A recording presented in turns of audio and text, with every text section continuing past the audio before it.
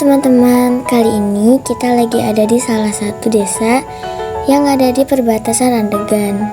Tepatnya di Desa Beber, Kecamatan Degung, Kabupaten Majalengka. Dan ternyata memiliki sejarah yang asal-usulnya turun-temurun dan dikenali oleh warga sekitar.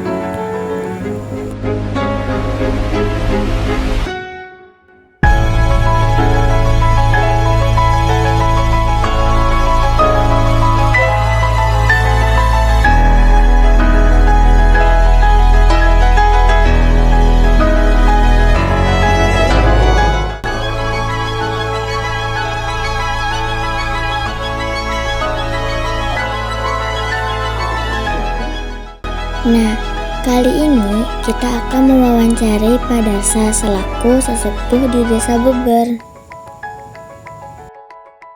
Assalamualaikum warahmatullahi wabarakatuh. Waalaikumsalam warahmatullahi wabarakatuh. Kedatangan kami di sini ingin mewawancarai Bapak tentang asal-usul Desa Beber. Iya. Sebelumnya kami bertanya, nama Bapaknya siapa? Ya. Kenalkan ya. Dulu nih. Ya. Nama Bapak Pak Darsa, lahir di Beber, asli orang Beber. Terus gimana? Pertanyaan pertama, siapa pendiri Desa Beber? Ya. Pendiri Desa Beber kebetulan kita ada di wilayahnya ya. Yaitu Mbah Buyut Imbaraga. Itu adalah tokoh pendiri daripada Desa Beber. Apa tradisi yang dibawa oleh Buyut Imbaraga? Kebetulan karena Bapak tidak sanggup atau tidak kuasa untuk menyebutkan fisik daripada Mbah, tradisinya yaitu diantaranya kemarin malam sudah dilaksanakan kunjungan, dan di Beber itu tidak boleh ada keramaian ataupun tanggapan wayang golek. Ya, tapi Bapak tidak mau atau tidak sanggup untuk menjelaskan kondisi fisik daripada Mbah Buyut Imbaraga. Nah, itu tradisinya, Mapagsri, kunjungan, gitu kan. Dan di Beber, ya khusus keturunan dari Beber tidak boleh ada tanggapan atau hajatan wayang golek. Nah, karena mungkin ada kaitannya dengan fisik daripada Mbah Buyut Imbaraga.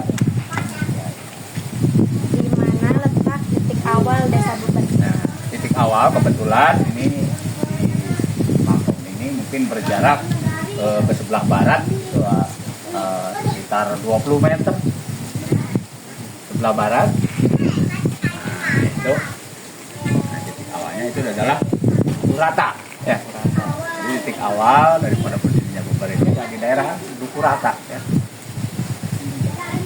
Awalnya. Kapan berdirinya Desa Beber? Ya, kalau tidak salah, dan Bapak mungkin mohon maaf kepada tokoh-tokoh yang dari Beber, jadi perkirakan abad 18 lah ya, 1800 kan berdirinya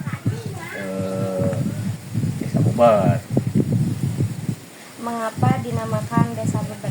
Desa Beber ini menurut bahasa karena tokohnya adalah dari Cirebon ya, dari Kesepuhan tuh, Mbah Imbaraga itu masa kecilnya di Kesepuhan di sana di Cirebon. Kan orang Jawa tidak bisa menyebut Beber.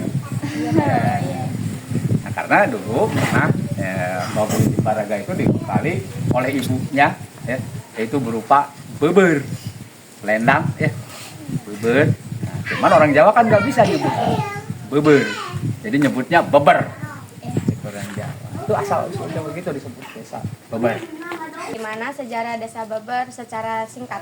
Ya, kronologis ya sejarah Desa Beber. Ya, insya Allah lah akan Bapak jelaskan tentang sejarah atau kronologis berdirinya Desa Beber. Tapi secara singkat saja ya. Ya. Nah, konon katanya, kata orang tua zaman dulu, ya awal-awalnya terjadi Desa Beber itu ya diawali oleh seorang tokoh ya, yang ditokohkan, yaitu Mbah Buyut Imbaraga. Ya, Mbah Buyut Imbaraga adalah keturunan Panembahan sepuh dari Kesepuhan Cirebon ya, yaitu dari ibunya yaitu Siti Harisbah. Siti Harisbah nanti akan bergelar menjadi Ratu Harisbaya. sejak kecil nih Mbah Buyut Imbaraga itu dimomong oleh bapaknya atau orang tuanya sebelah, bapaknya sama kakeknya Cirebon itu di kesepuhan. Nah, entah apa yang terjadi di sana, ya mungkin di kesepuhan itu lagi ada rapat dengan para ininya. Nah, itu kan dia keluar dari keraton lalu melihat burung. Di sekitar keraton kan ada burung di situ. Ada burung kecil, anaknya mungkin. Dan ada burung yang gede. Mungkin orang tuanya ataupun bapaknya atau ibunya dari burung itu. Nah, sehingga dia merenung kan. Ya, nah, akhirnya nanya nih ke kakeknya. Kek, burung itu ada yang kecil, ada yang besar gitu kan. Kakeknya menjelaskan bahwa yang kecil itu adalah anaknya. Kalau yang gede itu ya ada kemungkinan bapaknya sama ibunya.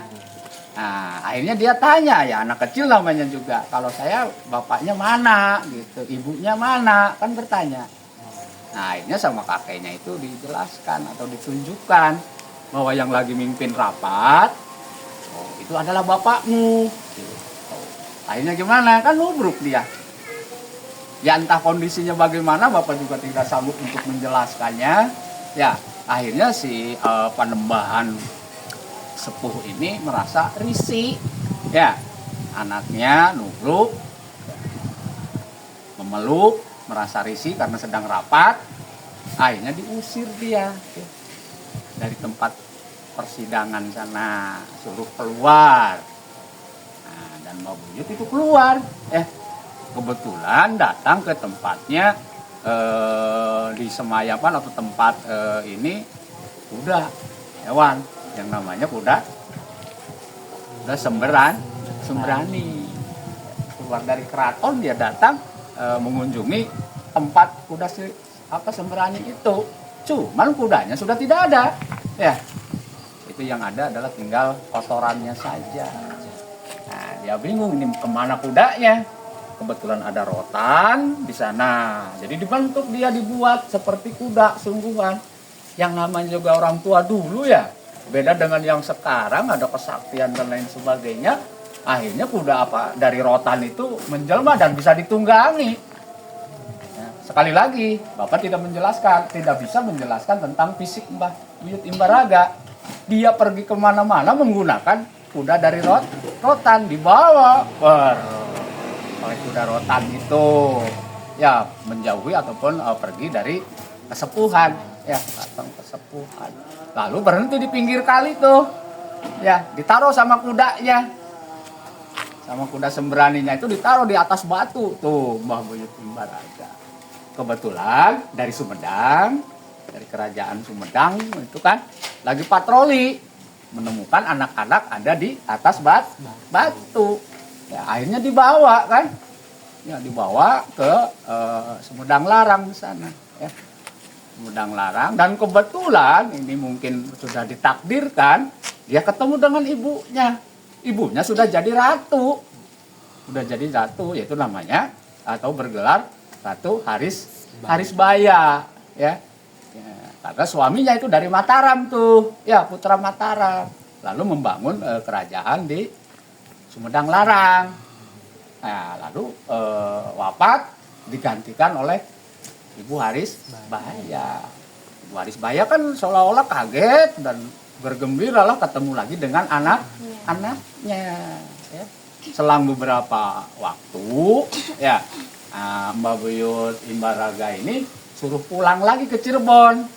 Takut Panembahan mencari. Nah, waktu pulang dibekali oleh ibunya itu oleh beber, ya. Dibekali beber gitu, entah apalah artinya dan lain sebagainya. Mungkin orang tua lebih tahu apa yang akan terjadi ke depan, ya. Nah, sehingga dibekali beber. Dan cuman orang Indramayu kan nggak bisa nyebut, jadi sebutnya beber, gitu kan. Nah, akhirnya pulang, udah capek-capek, nah berhenti di sini, ya. Nah, dan cuman ada amanat nih dari ibunya Harisbaya. Selama belum nyebrang ke Cimanuk, jangan menengok ke belakang, gitu kan. Ternyata kan Mbah Buyut kan penasaran, akhirnya nengok ke belakang. Apa yang terjadi? Yang mengikuti, yang mengawal, yang membimbingnya itu adalah seperti patung ini, seekor macan. Ya.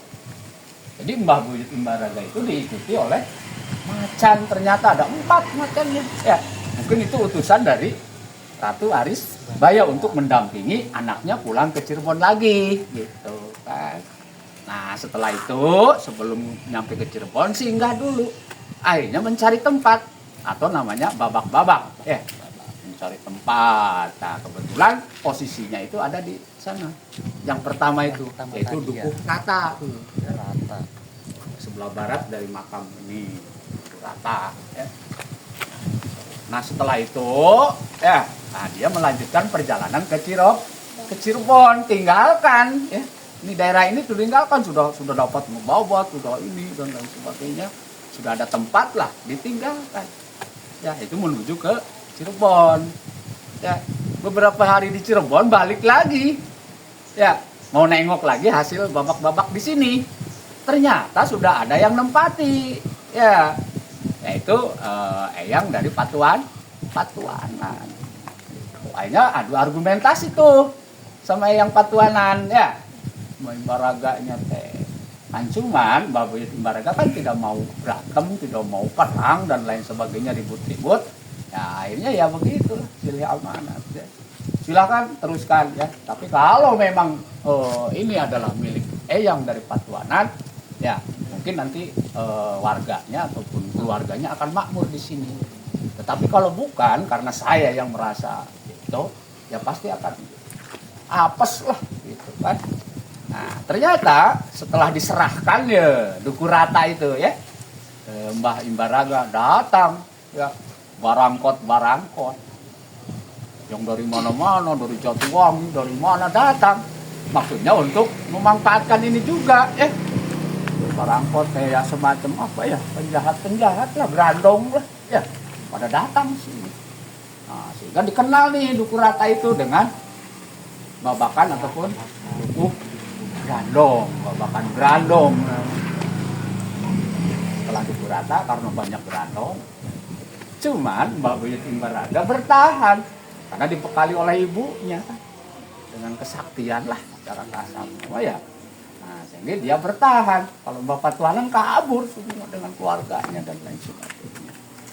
Nah itu sampai saat sekarang ya dirubah namanya nih, bukan babakan Grandong, bukan Dukuh Rata, karena hasil akibat daripada beber itu, kesaktian beber itu. Nah desa itu dikatakan desa Beber atau desa Beber gitu kan. Nah selanjutnya setelah itu beres-beres ya sekitar 1950 lah, 1950 yaitu datang Belanda kan, yang nebeng numpang kemana tuh, tentara Inggris ya, ikut bersama tentara negara Inggris, maksudnya mau menjajah lagi ke sini, datang ke Beber. Akhirnya Beber di sini digeser ke arah utara, ke sana ke Randegan, geser ke Randegan, sehingga di Randegan bagi dua akhirnya. Ya masa harus nyampur gitu kan. Nah itu ada kota baru, Beber itu ada istilah kota baru, geser ke sebelah selatan. Makanya tanah di sana ada tanah Randegan, tapi warga penduduknya orang Beber, begitu sejarahnya. Ya Neng? Ya, itulah ya, mudah-mudahan begitulah sekitar itu. Dan mohon maaf nih terutama kepada tokoh-tokoh yang di Beber ya, kalau penjelasan saya ya banyak kekurangan atau salah ya mohon dimaaf ya Neng ya. Ya. Sebelumnya terima kasih sudah diwawancarai. Ya. Assalamualaikum warahmatullahi wabarakatuh. Waalaikumsalam warahmatullahi wabarakatuh.